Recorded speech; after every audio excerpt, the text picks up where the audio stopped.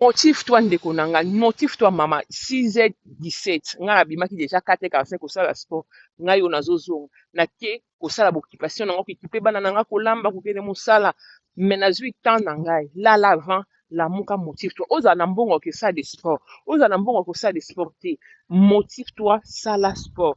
Kitisa huile, kitisa sukali, tika sukali kokitisa huile te, tika sukali, tika masanga sukali, okomona nde libumu na yo ekekita, okomona nde okóma na taille ya bainfluenceuse oyo ozolula, okomona nde bafille ozolula wana na tiktok wana, yoko okoki oza mpe na taille na bango. Motive toi botala toa ntongo nakoya mpe kolala pongi nabi te fonaki osala sport mpo nazwa sante ya sante na nga, nazwa soin ya sante na nga, nazala mpe na taille oyo ezosepelisa nga.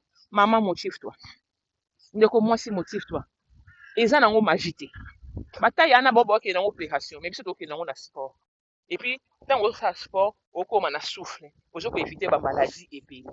Ndeko na nga ntongo tala mopepe me ngai ye yango naye komotive bino mama motive soki mpe papa oleki nzela oyo bose motive bino. Bonne journée, nzambe abatela bino.